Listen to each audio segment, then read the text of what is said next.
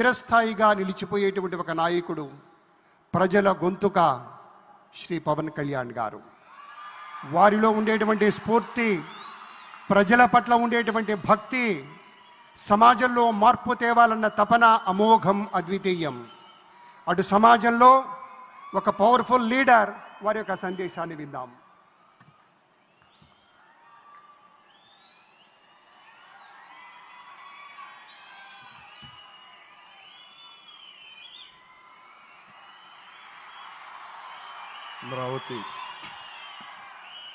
అమరావతి పునఃప్రారంభం సందర్భంగా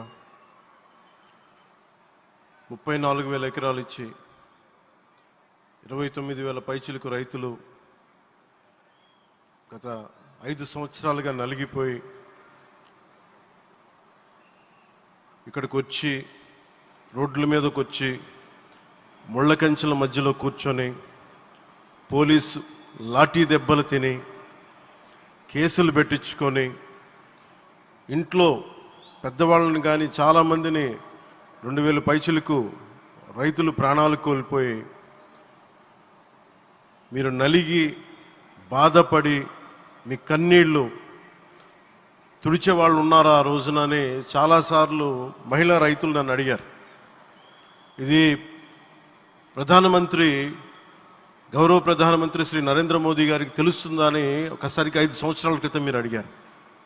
నేను ఆ రోజు ఆయనకి తెలియకుండా ఏది ఉండదు, అమరావతి శాశ్వత రాజధానిగా ఉంటుందని ఆ రోజు మేమందరం కలిపి మాట ఇచ్చాం.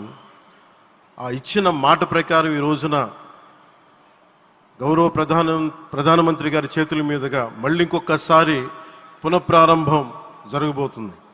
ఇది ఆది శంకరాచార్య 1237వ జయంతి సందర్భంగా తిరిగి అమరావతి పునఃప్రారంభం కావటం చాలా ఆనందాన్ని కలగజేస్తుంది.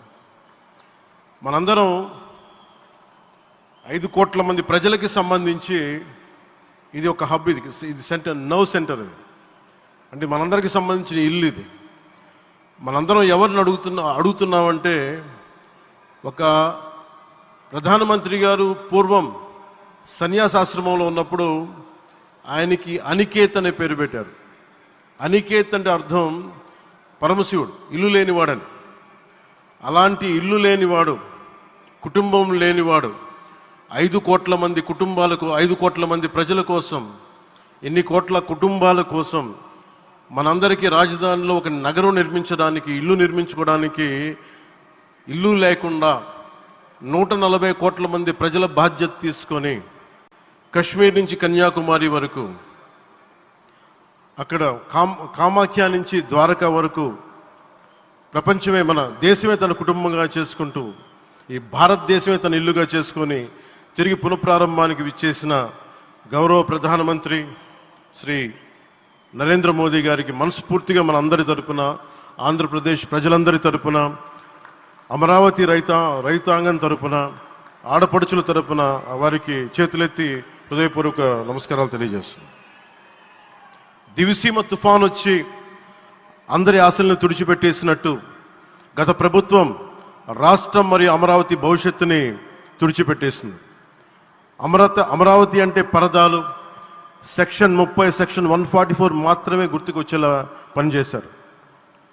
నువ్వు ధర్మం కోసం నిలబడితే ధర్మం నిలబడేలా చేస్తుంది అనే విధంగా ఆ రోజున అమరావతి రైతులు, రాష్ట్ర ప్రజలు ఈ ధర్మ యుద్ధంలో విజయం సాధించారు. రైతులు ఇచ్చిన 11,000 ఎకరాల భూమిని త్యాగం చేసి, వారి సంకల్పం 33,000 ఎకరాల భూమిని త్యాగం